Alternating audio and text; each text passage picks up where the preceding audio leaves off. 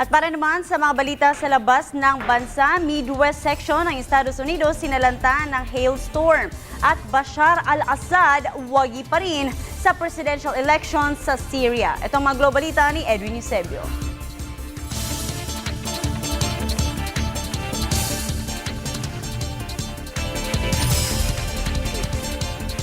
Hinagupit na mga buhawi at hailstorm ang ilang estado sa Midwest section ng Amerika.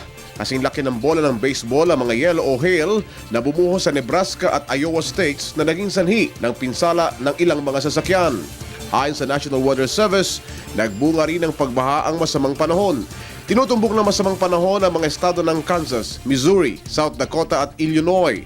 Nanalasa naman ang mga buhawi at ipo-ipo sa Central at Southwest Iowa at maging sa Kansas. Inilikas sa mga residente sa Omaha dahil sa pagbaha habang ilang oras na natigil ang serbisyo ng paliparan. Nagdeklara na ng state of disaster si Iowa Governor Terry Branstad para sa isang bayan sa kanyang estado. Panalo pa rin sa presidential election sa Syria ang re-electionist na si Bashar al-Assad. Sinabi ng Syria Parliament Speaker na si Jihad Laham, landslide ang naging pagsuporta ng mga Syrians kay Assad kung saan 88.7% sa kabuang populasyon ang bumoto pa rin sa kanya. Nakakuha naman ang mga katunggali ni Assad na si Hassan al-Nuri ng 4.3% vote habang si Maher Hajar ay 3.2% votes.